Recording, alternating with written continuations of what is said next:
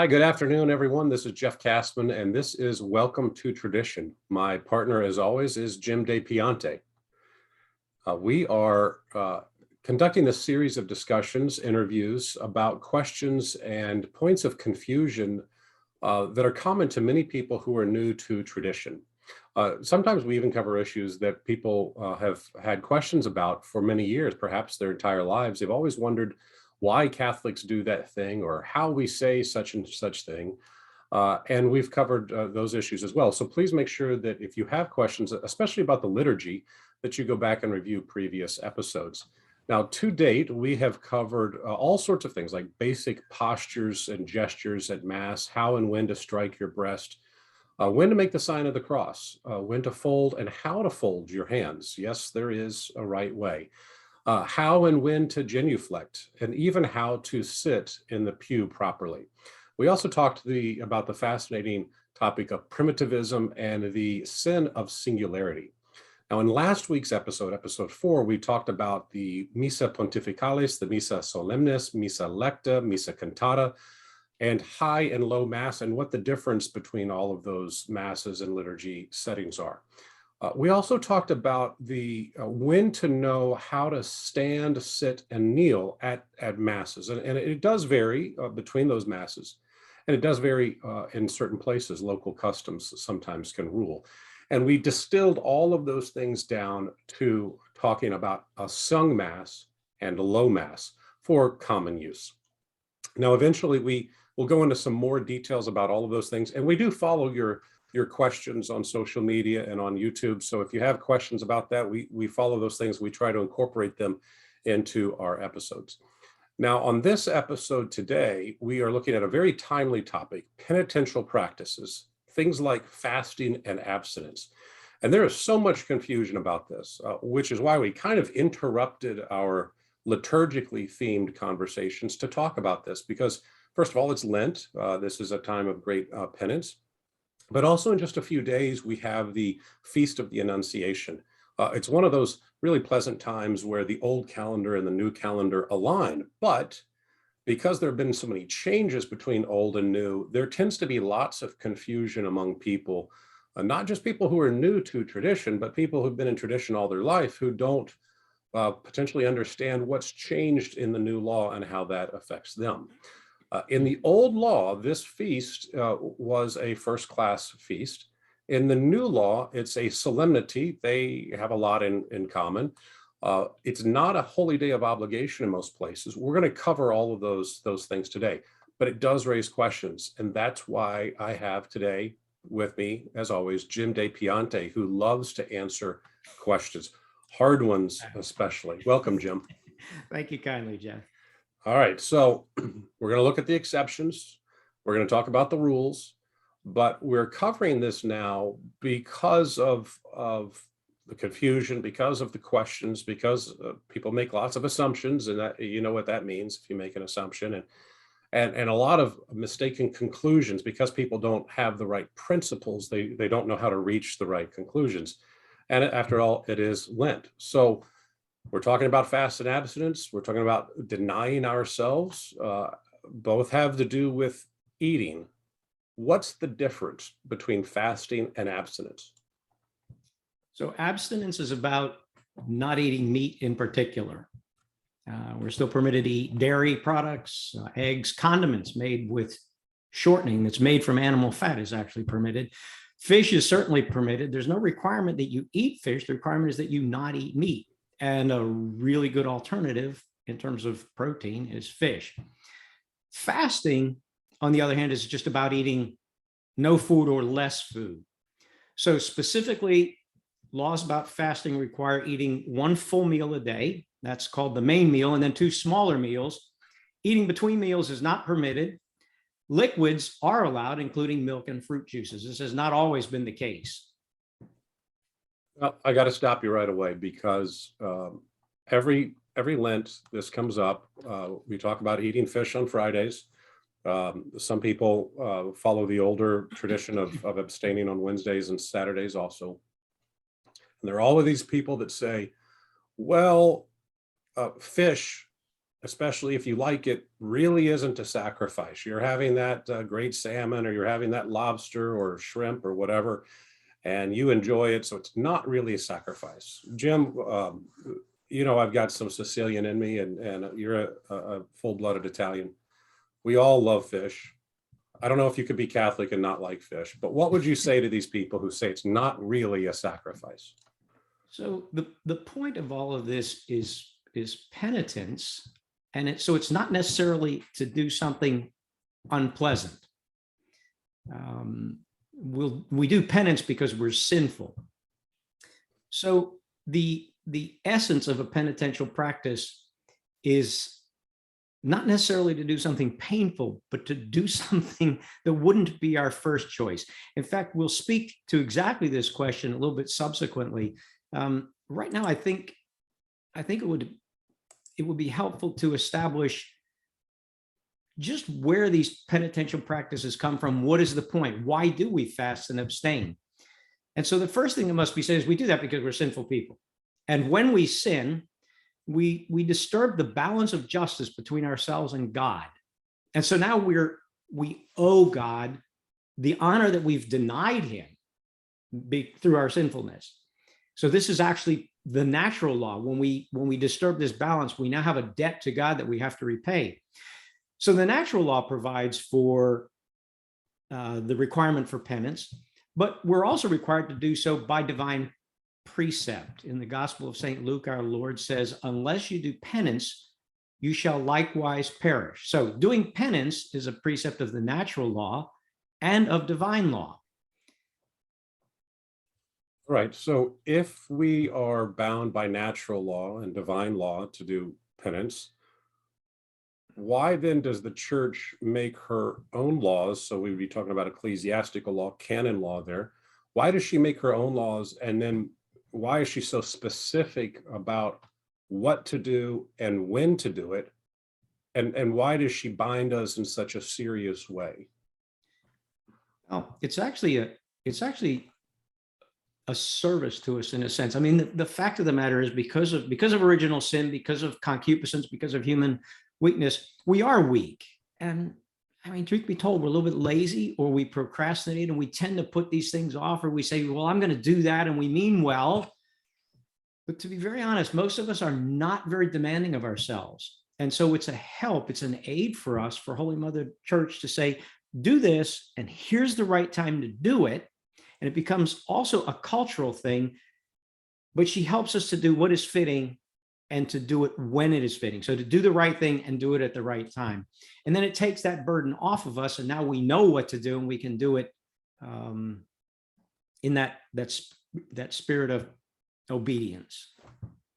We've been using the word bind. I want to touch on that. We have a lot of folks who are not native English speakers, and also we have people who went to public schools. Bind, B-I-N-D.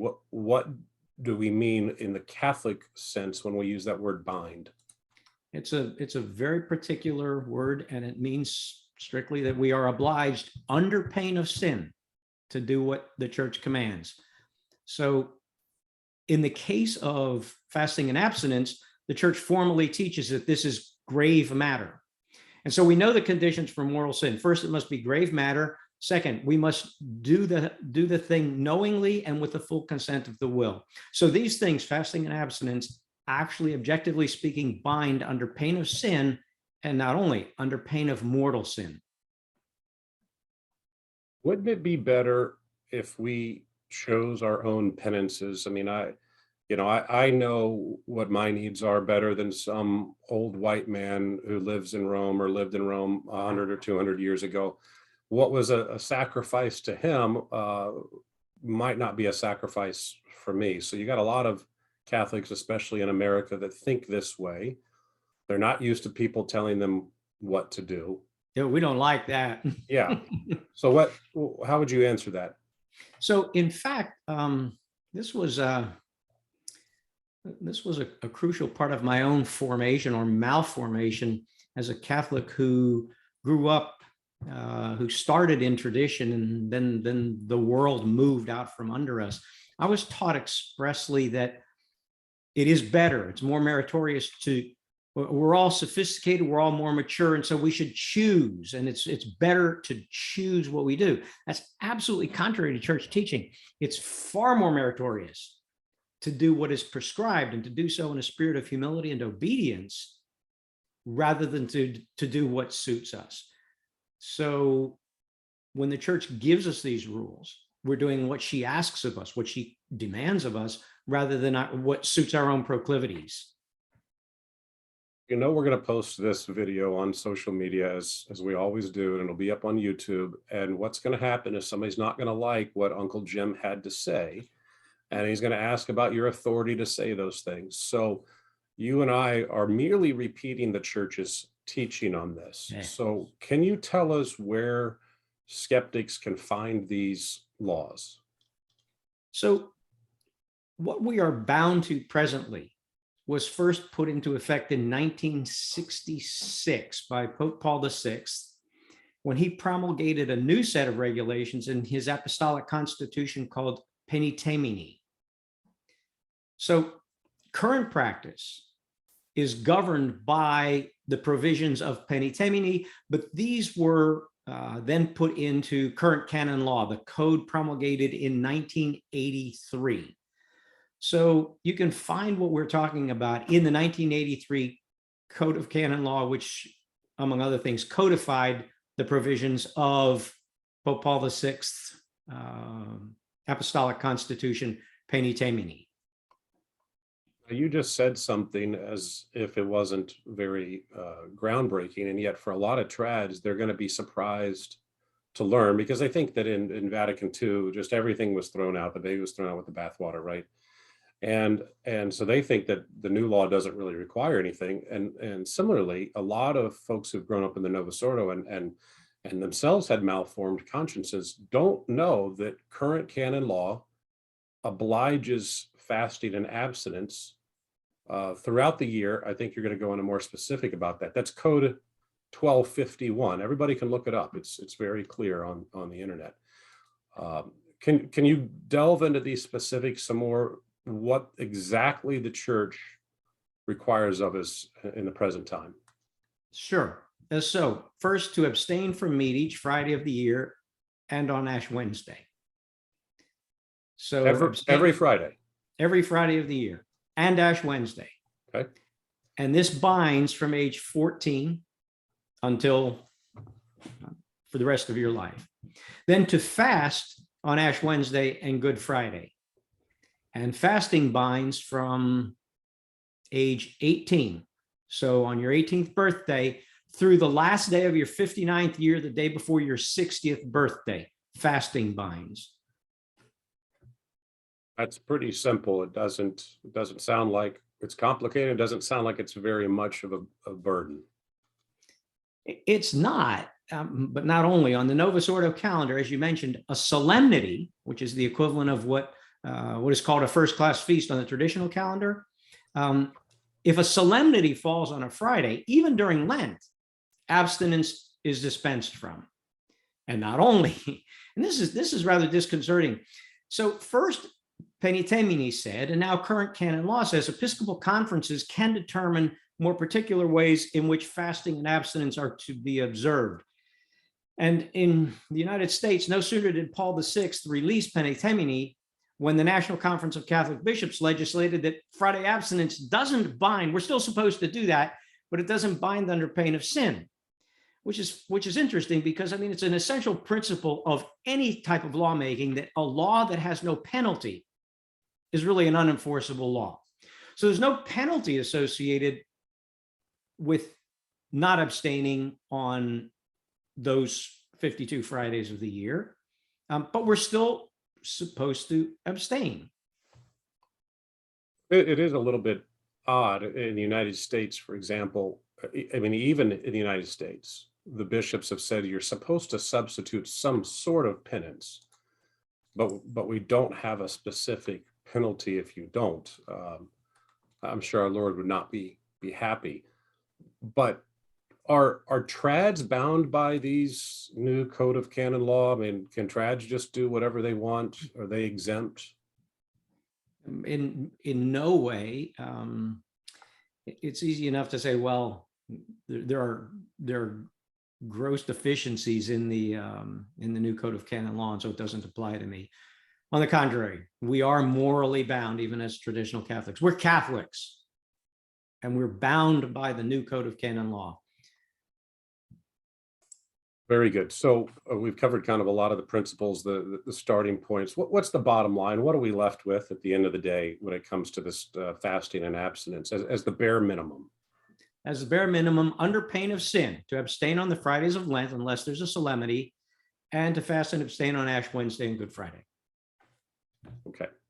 Now, nobody disagrees. Well, most people, most reasonable people, nobody would disagree that the church has the authority to regulate these things. This very word, the bind, is part of that binding and loosing our Lord gave to the apostles. But in terms of positive ecclesiastical law, not much is required, as you just summarized. But that doesn't change anything from the natural law, and it doesn't change the essential divine precept.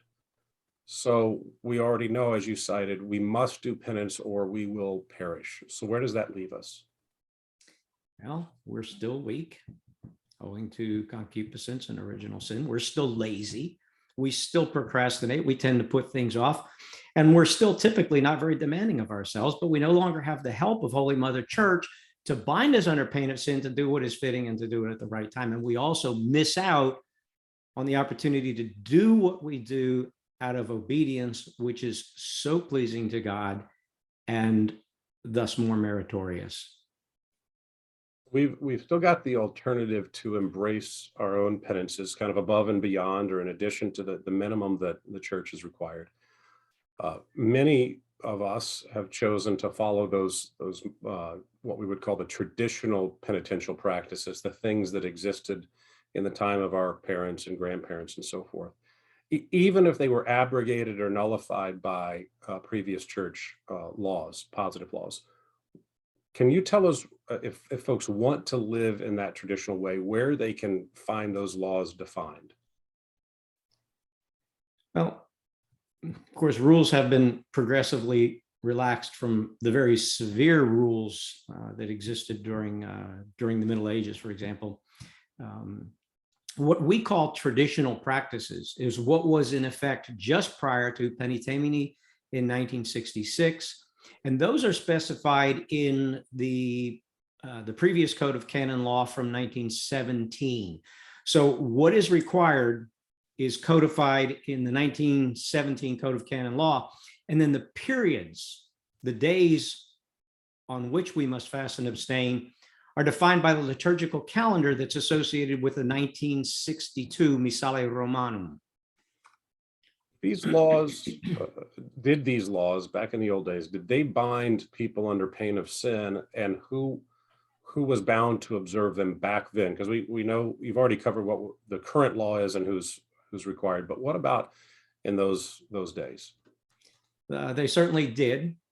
And again, they were defined explicitly as grave matter. So objectively, they bind as mortal sin under the usual conditions. Grave matter to sin knowingly with the full consent of the will would again make fasting a violation of the laws with respect to fasting and abstinence a mortal sin. And you say to yourself, but it's such a trivial matter. Why should that be considered a grave thing? Well, in fact, it is a trivial matter, and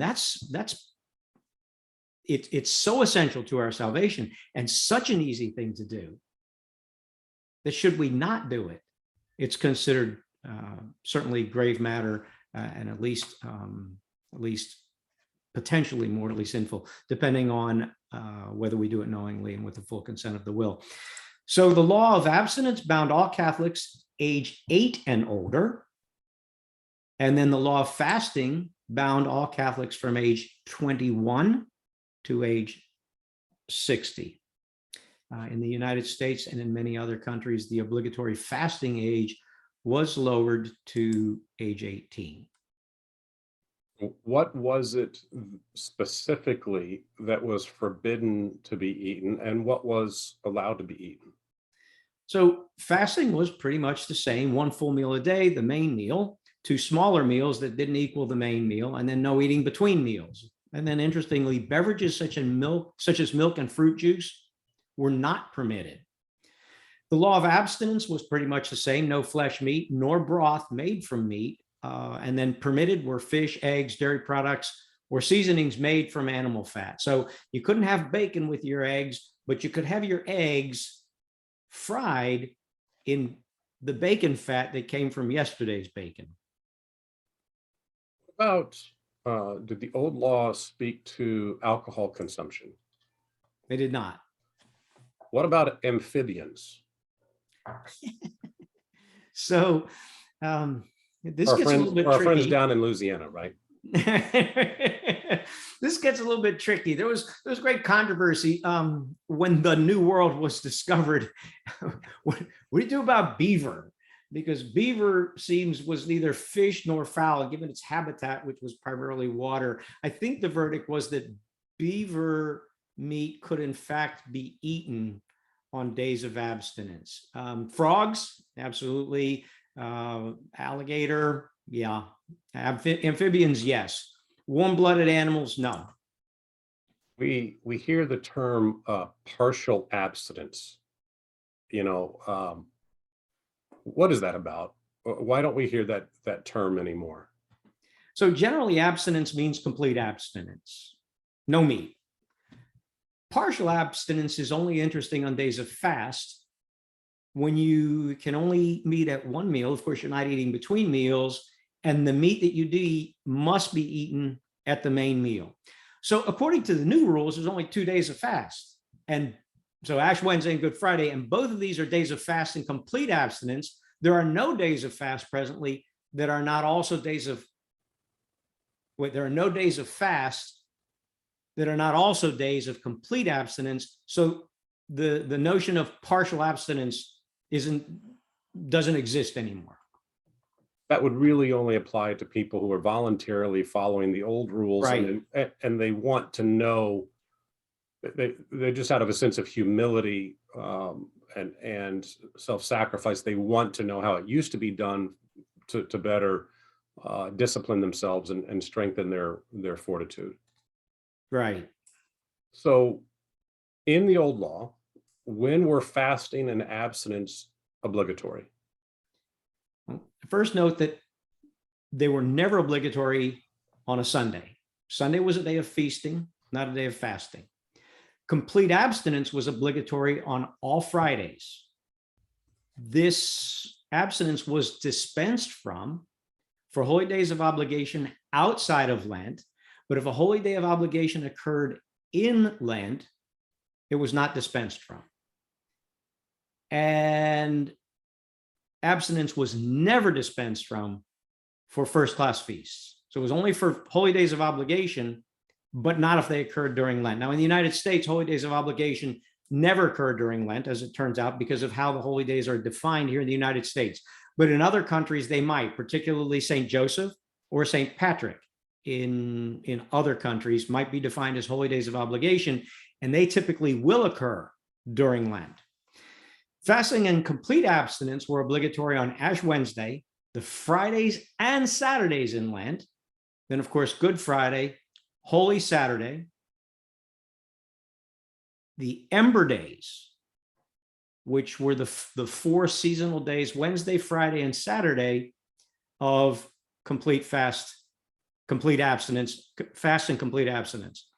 Then various vigils, a lot of those ceased being days of fast and abstinence. And we were left with the vigil of Pentecost, which is always a Saturday, and then the vigil of Christmas, which could be any day. So that was dispensed if Christmas fell on a Monday, because that would put the vigil on a Sunday, and we don't fast or abstain on a Sunday. So if Christmas came on a Monday, the vigil, fast, and abstinence were dispensed that year. By the way, it's worth noting that all fast days are either days of complete abstinence or partial abstinence. Fasting and partial abstinence were obligatory all other weekdays of Lent, Monday through Thursday, inclusive, and then Friday and Saturday were always days of complete abstinence. So partial abstinence, all other weekdays of Lent, Monday through Thursday, complete abstinence on Friday and Saturday, no abstinence on Sunday. If you've been listening carefully, you've seen a extraordinary difference between what our parents and grandparents and ancestors did, what the church thought was appropriate to Catholics back then who wanted to go to heaven, and what the minimums are today. And so there's a huge opportunity for us to embrace that tradition and to adhere to a higher standard, especially during Lent. So we've seen how lax the universal laws are today. They're even more lax in the United States. Um, was that also true, Jim, in the old days? Did Americans have it easier back then, according to the traditional practices? It's true. I don't know why. I guess we're special, but it's not. This is not helping us. I mean, we have less to do by precept, and somehow we're better off. I don't know. We're supposed to be doing more penance, not less, lest we perish.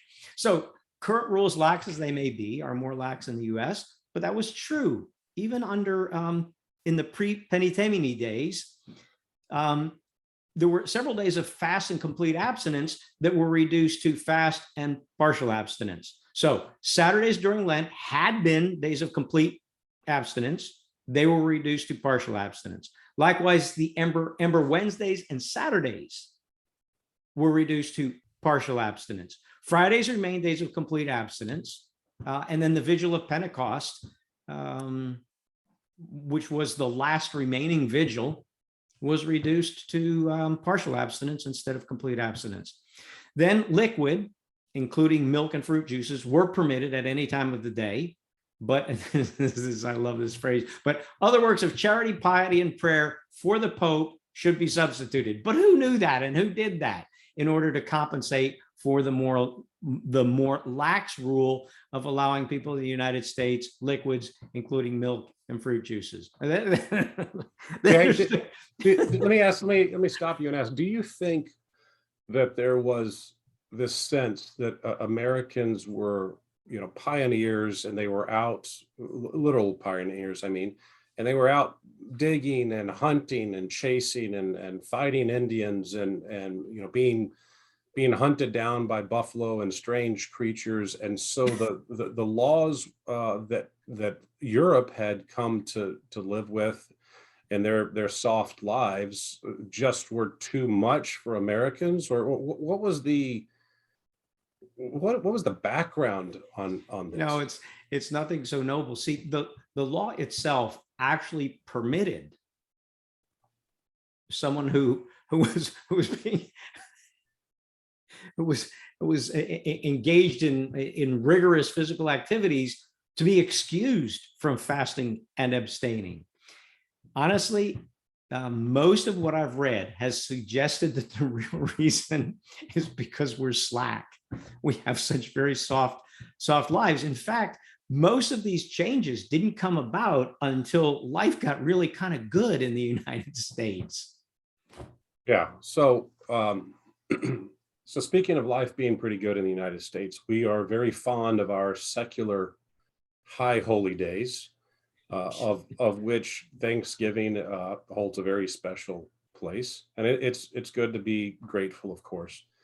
But every year there's a controversy among trads about the turkey indult. Two things need to be said, Jeff. First, so when the church gives thanks, we do that by fasting. Okay. But in the United States, we give thanks with Excess orgy of food.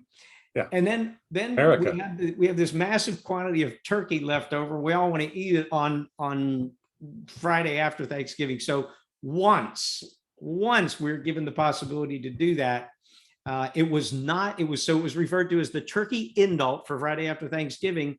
But really that only happened for a single year.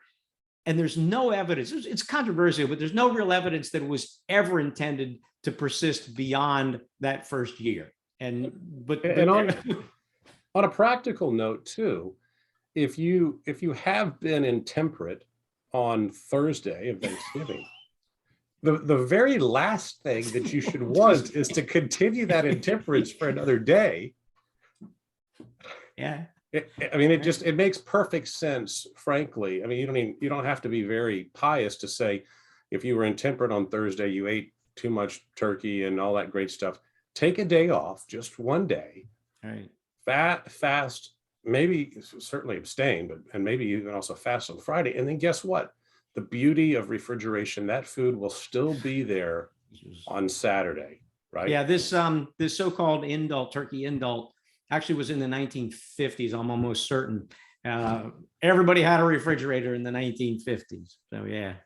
Yeah. In fact, the Ember Days are intended as days to pray for, to be grateful for the earth's bounty, and to ask again, so to recognize the bounty of the earth to feed us, and then to ask again, to implore for further bounty. So when we're giving thanks, 3 days of fast and abstinence to give thanks, it's so contrary to what we do. All right. So all this talk about fast and abstinence, first of all, you've made me hungry, but also we're not done yet, right? Here, no, we're not done. Here in the United States, we're not fond of rules, especially rules from foreign potentates. And so we have all of our own secular holidays. We need some consideration, right? So tell us what the church and her excessive mercy, Her magnanimity. Yeah.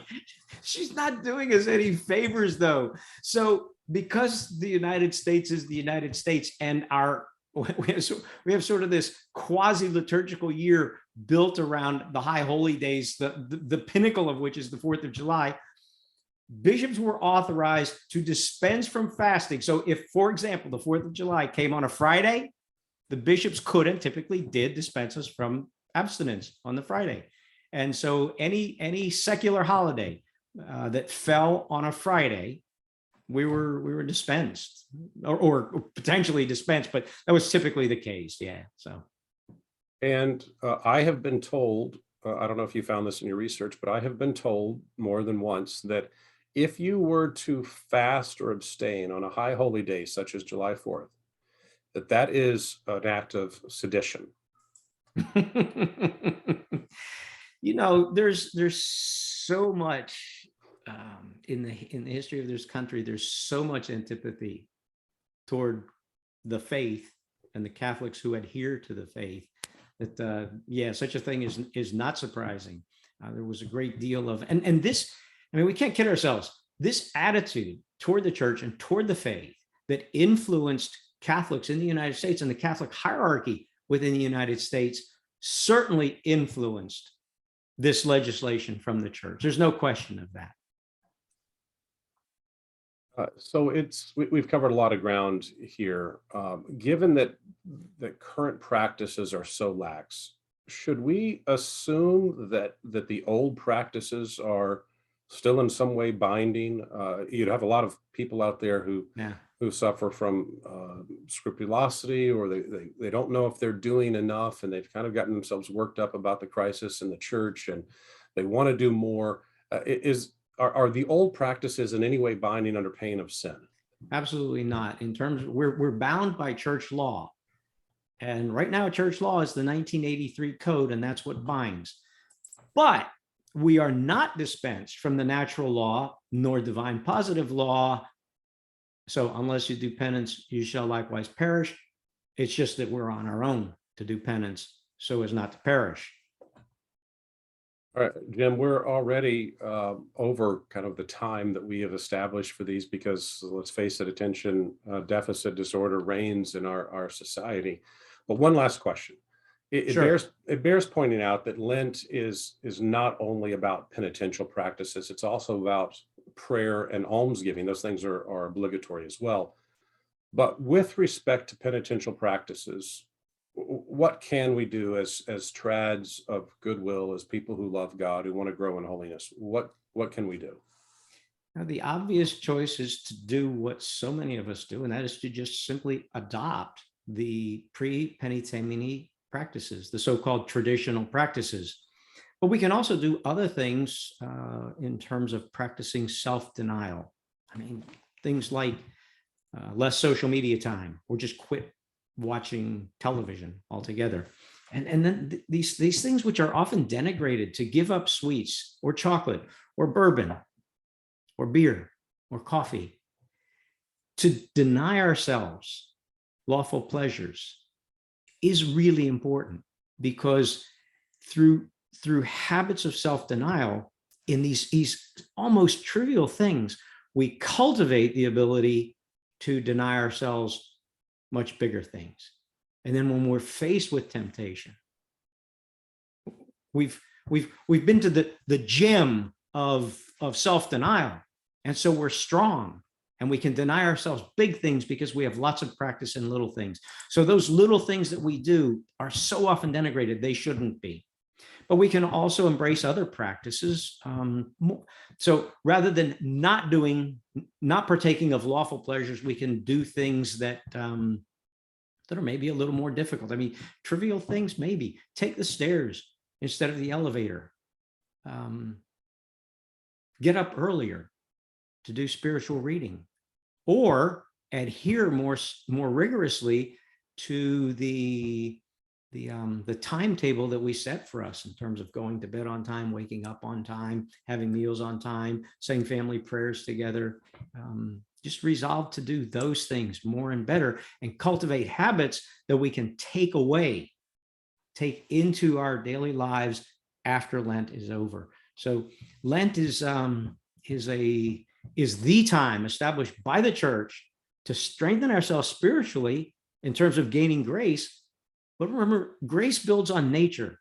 And so by cultivating these habits of self-denial and doing things that are a little bit harder and reestablishing our habits, when Lent's over, hopefully we can take those things into our daily lives and be better Christians as a result. Please God more and gain greater merit. We've talked about that relationship in terms of a human person between body and spirit before. And really, we have a war against our body, and we have that duty to increase fortitude.